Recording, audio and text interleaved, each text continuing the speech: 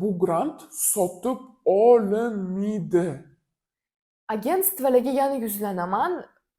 Doim gapirmayman agentstvalarni, lekin doim gapirishga majbur bo'laman. Agar siz hozir DTM qanday topshiraman, o'qishga kira olmayman, endi o'qimasdan erga tegaman, hayotim barbod deb o'tirgan bo'lsangiz, unday emas. Mana shu narsaga erishishga mana shuncha harakat qilsangiz ham hammasi o'xshaydi. Hammaga assalomu alaykum. Mening ismim Farangiz. YouTube kanalimga xush kelibsiz. Bugun men sizga 17 yoshimda qanday qilib 100% grant bilan Turkiya davlatiga o'qishga kelganim haqida aytib bermoqchiman. 100% grant deganim rostdan bir tiyin ham sarflamasdan, hatto biletlarimgacha o'zlari olib berishgan. Meni bu o'qishga kelishimga sababchi bo'lgan dastur Turkiya burslari dasturi haqida sizga batafsil va to'liq ma'lumot berib o'taman. Tayyor bo'lsangiz, boshladik.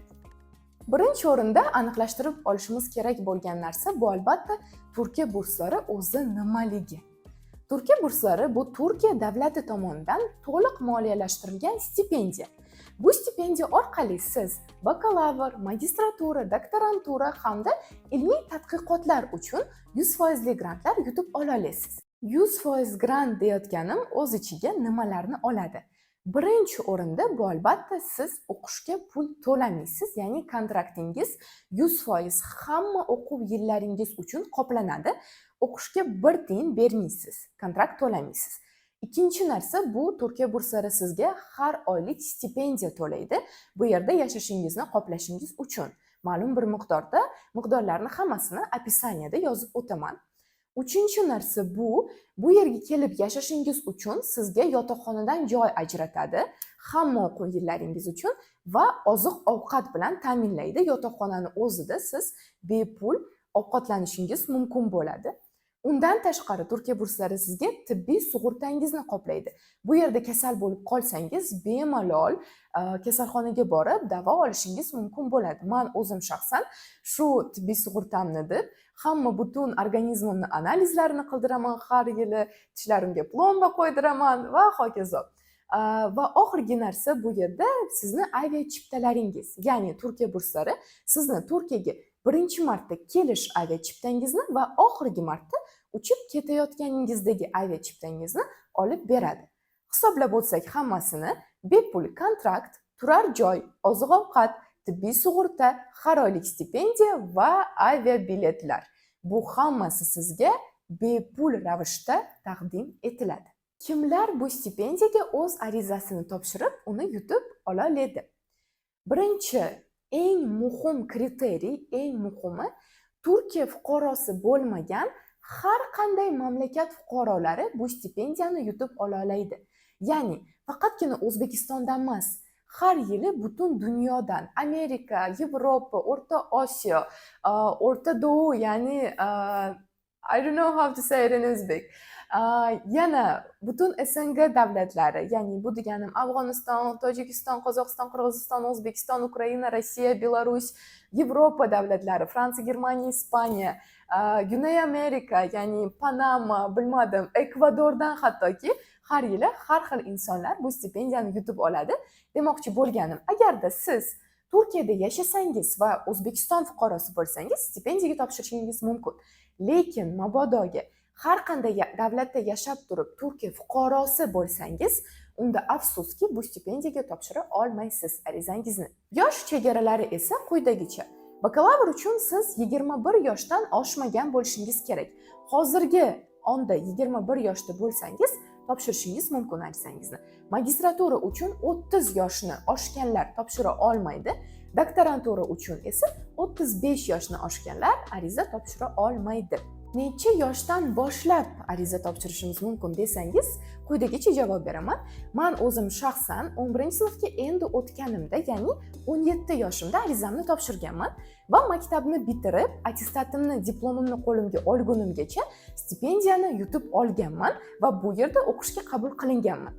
11-sinfga o'tganimda o'zi juda ham ko'plab stipendiyalarga arizamni topshirganman. Stipendium Hungarikum, Amerika universitetlariga, Turkiya burslariga, Koreya, Xitoylarga lekin topshirmaganman. Meni u davlatlar qiziqtirmagan.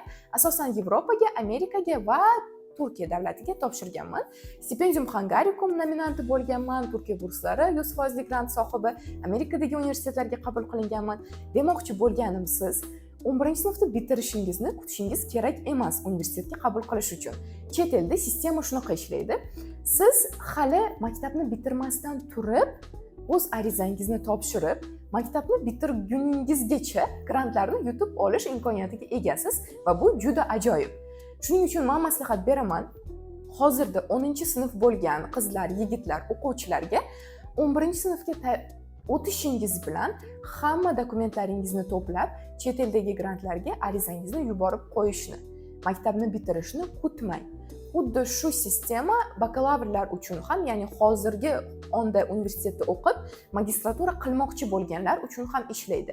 Magistraturaga ariza topshirmoqchi bo'lsangiz, bakalavringizni oxirgi kursida bo'lib turib, hali diplomingizni qo'lingizga olmasdan turib, magistraturaga ariza topshirishingiz mumkin 4-kursni boshida.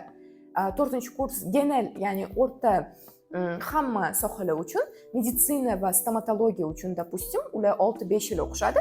Oxirgi kursga o'tganda deb ataylik, doktorantura qilmoqchi bo'lganlar, magistrlar doktorantura qilmoqchi bo'lgan, ular ham magistraturani 2-kursiga o'tiboq hali bitirmasdan turib doktoranturaga arizalarini topshirishlari kerak.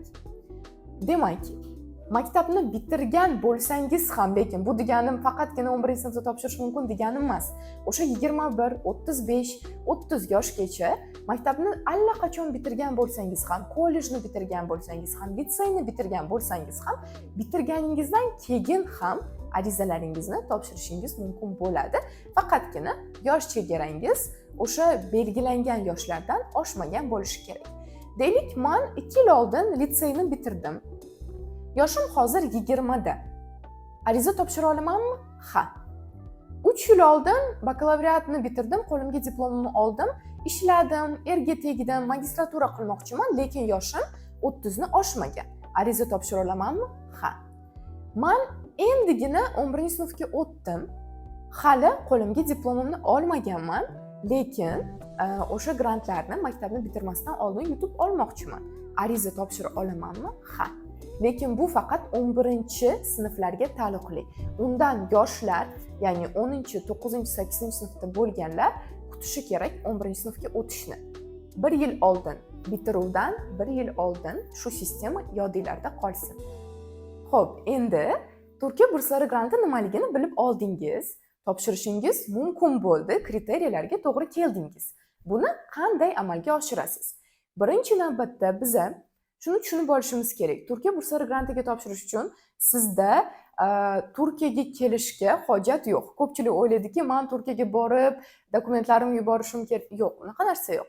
Butun ariza topshirish jarayoni albatta onlayn ravishda amalga oshiriladi.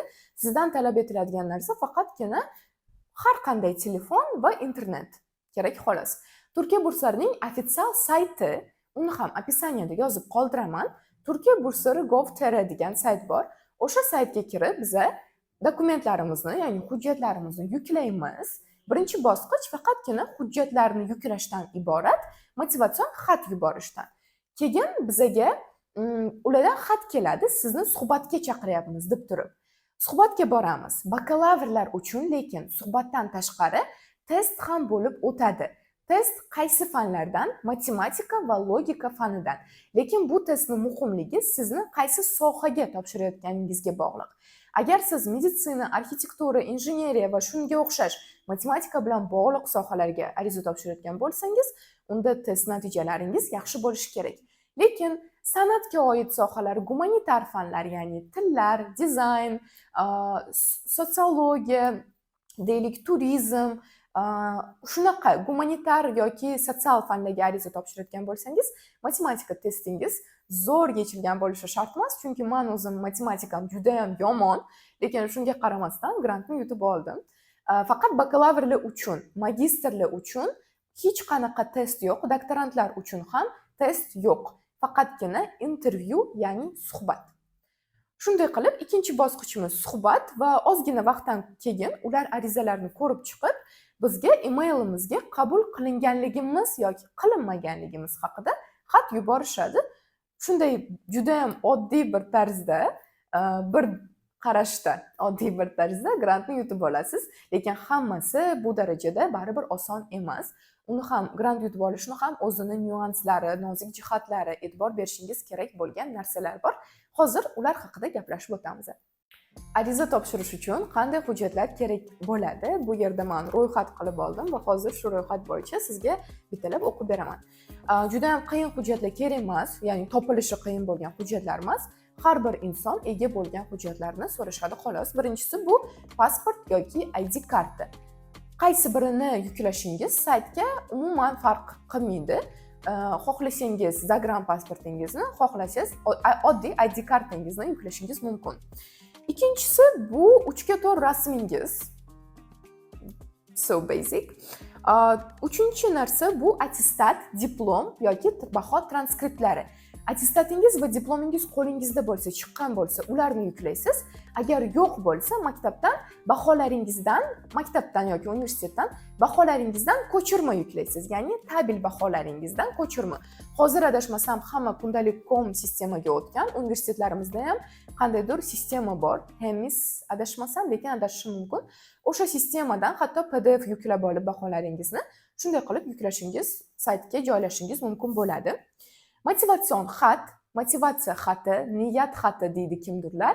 Shunday xat yozamiz va tavsiya xatlari ustozlarimizdan yoki bizga dars bergan, ustozlik qilgan, coach bo'lgan ish beruvchilarimizdan ham olishimiz mumkin bu hujjatlarni. O'zlab o'tsam, ya'ni hammasini birgalikda aytib o'tsam, pasport, attestat yoki diplom, 3x4 rasm, motivatsiya xati, tavsiya xati. Bu kadar. Nuans deb o'tganimda nimani nazarda tutdim? A'lo darajada motivatsion xat yozishingiz kerak va motivatsion xatni chaplab 1 soatda yozib qo'yib bo'lmaydi. Uni qanday yozishni o'rganishingiz kerak, o'zingizni to'g'ri ifoda eta olishingiz kerak, qabul komissiyasiga yoqishingiz kerak motivatsion xatingiz orqali. Mana shu nozik jihatlari bir qarashda xuddi oddiy hujjatlarga o'xshab tuyuladi, lekin aslida tavsiya xatlarini qanday yozishni, motivatsiya xatlarini qanday yozishni o'rganish kerak.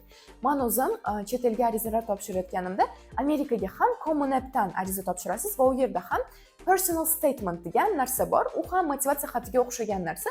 O'zingiz haqingizda letter, essay, ya'ni bir insho. Va birinchi ariza topshirganimda men bilmaganman bunaqa narsalarni yozishni o'rganish kerakligini.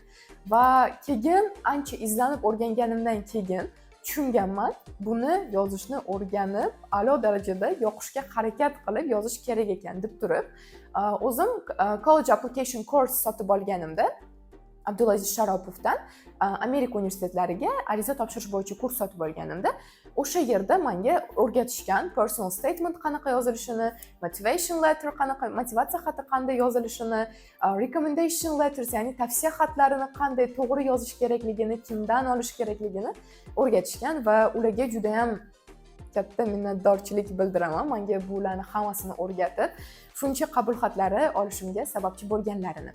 Lekin qolgan saytni to'ldirish, hujjatlar, intervyu bular hammasi unaqa qiyin narsalar emas. Hamma bu narsani qila oladi. Qila oladi demoqchi edim Shevada. Lekin mumkin hamma tillar miyamda karishdi-ya. Mumkin darajada toza o'zbekchada gapirishga harakat qilyapman. Shuning uchun iltimos meni не осуждайте. Всё. Bitti-ya. Aytgancha, bu grantga ariza topshirish uchun siz hech qanday til bilishingiz shart emas. Faqatgina o'z ona tilingizni bilsangiz bo'ldi.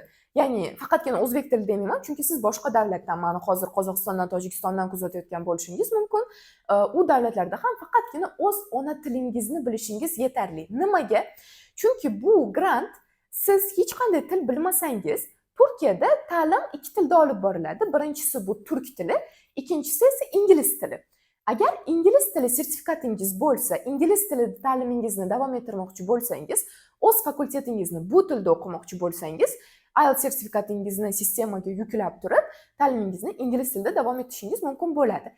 Agar ingliz tilini bilmasangiz, turk tilida o'qimoqchi bo'lsangiz va turk tilini ham bilmasangiz, sizga 1 yil bepul ravishda hamma narsangizni qoplagan holda yotoqxonangiz, yashashingiz, biletingiz, stipendiyangiz, ya'ni kelib turib bir tiyin sarflamaysiz. Xuddi shunday holda 1 yil o'zlari til kursi qilib berishadi. 1 yil turk tilini bu yerda mutlaqo bepul 1 tiyin sarflamasdan yashab o'rganishingiz mumkin bo'ladi va srazu keyin o'zingizni bo'limingizga, sohangiz bo'yicha ta'limingizni davom ettirishingiz mumkin bo'ladi. Bu juda ajoyib. Va ariza topshirish jarayonida ham, motivatsion xatlar ham, tavsiya xatlari ham, hatto intervyuda ham siz hammasini o'z tilingizda olib borishingiz mumkin, o'zbek tilida. Suhbatga kelganingizda ham u yerda siz uchun alohida tarjimon bo'ladi. Sizni ularni sizga tarjimon qilib o'tirish uchun hech qanday til bilmasangiz. Lekin agar yo'q Farangiz, men 1 yilimni turkcha o'rganishga sarflamoqchi emasman. Mana men o'qishga qabul qildim deylik. Men tezda turk tilini o'rganib, sertifikatimni yuklab, srazu o'zimni fakultetimda o'qishni boshlashim mumkinmi deyishingiz mumkin? Mumkin. Shunday qilishingiz ham mumkin. Deylik, siz arizangizni topshirib qo'ydingiz, qabul qilinish nima desizsiz, protsessida, jarayonidasiz va turk tilini o'rganishni boshladingiz. Turk tilini 4 oy ichida yaxshigina darajaga chiqarish mumkin va sertifikat olish mumkin. Sertifikatingizni oldingiz va grantga qabul qilingandan keyin o'sha turk tilidan olgan sertifikatingizni saytga yuklab, srazu 1 yil til kursi o'qimasdan ta'limingizni turk tilida davom ettirishingiz mumkin. Agar yana bitta variant bor, qabul qilinganingizdan keyin Turkiyaga kelib, bu yerda muvaffaqiyat sinovi degan narsa bor. Ya'ni yetarlilik sinovi. O'tgan yili bitta qizimiz Turkiya burslari bo'yicha meditsinaga mana universitetimga qabul qilindilar. Turk tilini 3 oyda kelishdan oldin o'rganibdilar. Kelib universitetning o'zidagi muvaffaqiyat sinoviga, ya'ni yetarlilik ekzameniga kirdilar, imtihoniga. U yerdan yetarli darajani olib chiqdilar va srazu meditsina o'qishga kirishdilar. Ya'ni 1 yil turk tiliga vaqtlarini sarflamadilar. Bu mumkin. Xohlasanglar O'zbekistonda sertifikat olib kelinglar, xohlasanglar bu yerga kelib imtihonga kiringlar, xohlasanglar 1 yil bepul tarzda bepul yashab bu yerda turk tili o'rganinglar. Juda ham zo'r imkoniyat menimcha. Hech qanaqa ingliz tilini ham, rus tilini ham bilishingiz shart emas. Turk tilini ham hatto bilishingiz shart emas. O'zbek tilini bilsangiz yetarli. Diplom O'zbekistonda o'tadimi? Menga juda ham ko'p beriladi bu savol. Turkiya burslari ro'yxatida 120 dan ortiq universitetlar bor va ularni hammasi sizga Mavi diploma beradi. Mavi diploma bu nima? Mavi diploma bu degani sizning ta'limingiz Yevropa standartlari bo'yicha o'qitilgan degani. Siz bu diplomni olganingizdan keyin chekkasida shunaqa Europass degan yozuv bo'ladi, ya'ni Yevropaga o'tarli degan. Bu diplom bilan siz xohlagan Yevropa davlatlaringizda, Dubayda, Amerikada, hatto O'zbekistonda ham diplomni akkreditatsiya qildirmasdan, boshqatdan imtihonlarga kirmasdan hamma joyda siz ishga qabul qilinasiz, o'qishga kira olasiz. Xullas, bu diplom sizni Yevropa standarti bo'yicha ta'lim olganingizni bildiradi, yuqori sifatli ta'lim olganingizni bildiradi va hech qanaqa akkreditatsiyaga sizni muhtoj qilmaydi. Kerak emas. Diplomingiz O'zbekistonda ham o'tadi, chet elda xohlagan davlatingizda ham tan olinib o'tadi. Aynan Turkiya burslari ro'yxatidagi universitetlar, chunki ular dunyoda ham top reytingda turgan universitetlar hisoblanadi. Marmara universiteti, Istanbul universiteti, Boğaziçi universiteti, Hacettepe universiteti meditsina bo'yicha Turkiyada 1-o'rinda turadi va siz o'sha universitetga Turkiya burslari orqali kira olishingiz mumkin. Universitetlar ro'yxatini men Telegram kanalimda to'liq berib o'tganman. Silkasini yana opisaniyada qoldiraman. Kirib ko'rishingiz mumkin.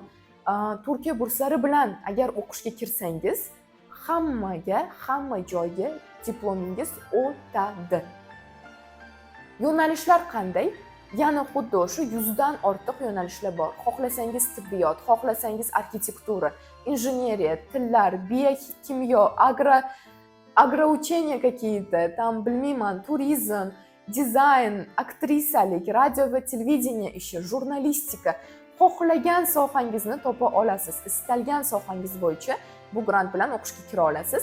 Sohalar ro'yxatini ham, fakultetlar ro'yxatini to'g'riroq qilib aytsam, Telegram kanalimda to'liq berib o'tganman. Opisaniyada ham Telegram kanalga yana bir bora silka tashlab o'taman. O'sha yerdan topishingiz mumkin bo'ladi. Ya'ni Turkiyadagi topovoy dunyo bo'yicha eng top darajalarda turadigan universitetlarga xohlagan fakultetingizga bu grant bilan 100% grant bilan o'qishga kirishingiz mumkin. Nimaga ko'pchilikda o'zi bu fikr tug'ilgan, Turkiyaning diplomi o'tmaydi degan? Chunki ko'pchilik bizda Turkiya burslari bo'yicha o'qishga kelmagan. Ko'pchilik bilasizlar, kontrakt to'lab, firmalar orqali bu yerga o'qishga keladi va ular o'qishga kelgan universitetlar qanaqadir частный universitetlar. Ya'ni topda turmaydigan, hatto reytingini qarasangiz, eng pastda turadigan universitetlarga o'qishga kirishadi. O'qitish nimasi, sistemasi ta'limi bo'yicha reytingi juda ham past universitetlarga kirishadi-da. Ikkiga diplomi o'tmayapti deb jalba qilishadi. Men tushunmayman bunaqa odamlarni, chunki siz zotan kamida $2000 to'lab turib, kamida $2000, eng anaqa past fakultetlar yana kamida 5000, bilmayman, shunaqa pul to'lab turib o'qidingiz. O'qishga bormadingiz. O'qishga nimaga kirdingiz o'zi? Shunchaki ikomatingizni Turkiyada yashash va ishlash uchun, belgi olish uchun o'qishga kirib qo'ydingiz. Va keyin esa nolayapsiz, meni diplomim boshqa joylarda o'tmayapti deb. Bu mindsetni, bu dunyoqarashni men tushunmayman. Siz xo'p Turkiyani top universitetlariga o'qishga kiring, keyin biron joyda aytib ko'ringchi, meni diplomim o'tmayapti deb. Mumkin deyil, unaqa narsa yo'q. O'zbekistonda ham bilasizlar, past reytingli universitetlar bor, qanaqadir частный universitetlar, no name, hatto nomini biz bilmaymiz. Shunaqa universitetlar bor. Turkiyada ham shunaqa universitetlar juda ham ko'p va ularga qabul qilinish kontrakt bilan juda oson. Hujjatini yubording, kontraktga qabul qilinding. Turkiya burslari bunaqa narsa emas. Bu stipendialniy programma davlat tomonidan moliyalashtirilgan va uni ro'yxatida Turkiya burslari hamkorlik qiladigan universitetlar Turkiyani topovoy universitetlari. Xohlasanglar Google'ga yozib ko'ringlar. Prosta Hajitepani o'zini yozinglar, o'rganinglar qanaqa meditsina zo'r o'qitilishini u yerda. Va keyin o'zinglar solishtirib ko'ringlar. Firmalar olib kirayotgan pulli universitetlar va Turkiya burslarini ro'yxatidagi universitetlar bilan. Bu diplom o'tadi, mavi diplom olasiz, xalqaro darajada ishlashingiz mumkin bo'ladi. Xullas, xavotir olmanglar bu narsadan. Hech qaysi hujjatingizni qabul qilinmasingizdan oldin tarjima qilishingiz shart emas. Ko'plab agentstvalar kimligini aniq aytib o'tmayman, lekin meni o'quvchilarim juda ham ko'p shunaqa case bilan kelishyapti, aytishyapti, mendan agentstva Turkiya burslariga topshirib berish uchun $700 so'radi, $300 so'radi, 400, 500, eng kami $200 so'rashar ekan. Va aytishar ekanki, yana notarialniy zaverenniy qilib hujjatlaringizni ham tarjima qilishimiz kerak, unga ham alohida pul to'lashingiz kerak deyshar ekan. Bunaqa narsa yo'q, arkadaşlar. Hech qaysi hujjatingizni ariza topshirish jarayonida tarjima qilishingiz kerak emas. Va ishoninglar, Turkiya burslariga topshirish hayotda $700 turishi mumkin emas, mumkin deyil. Tim bo'li ular sizga hamma narsani o'zlari yozib berishayotgan bo'lsa, bilmayman, ya'ni yarg'ilamiyorum, muhokama ham qilmayman, lekin prosta aldanib qolmanglar.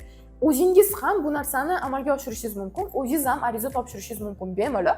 Lично men Turkiya burslariga o'zim topshirganman, faqatgina men kurs sotib olganman Abdulaziz aka Sharopovdan, CIC kurs, ya'ni motivatsion xat, rekomendatsion xatlar yozishni o'rganish uchun sotib olganman.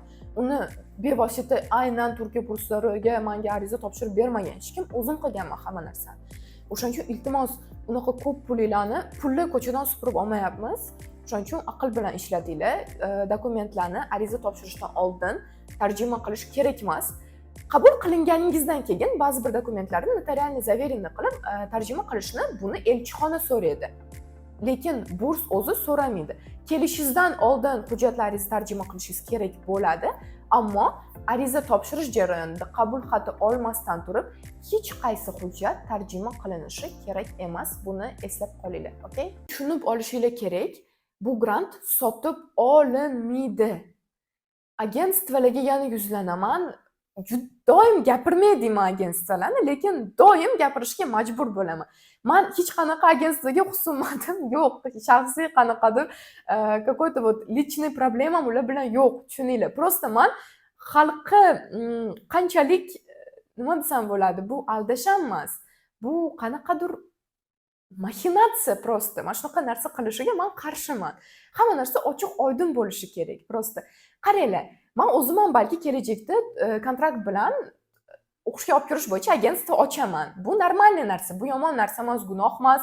yaxshi ish aslida. Chunki ko'pchilikka bu narsa kerak. Ko'pchilik bu yerda kelib ishlash uchun, ruxsat olish uchun qaysidir o'qishga topshirib, mana shu yo'l bilan ikamat izni oladi. Bu normal narsa.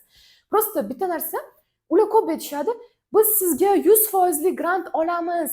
Siz boshida bizaga $3000 to'lang, keyin 100% grant bilan 4 yil o'qing degan gaplar bor-da. U boshqa grantlar. Agentstvalarning hammasini o'zlarini universitetlar bilan hamkorliklari bo'ladi va bu ham normal narsa. Boshida qanchadir summa to'lab, skidka bilan keyinchalik to'lamas degan, bu ham zo'r narsa aslida.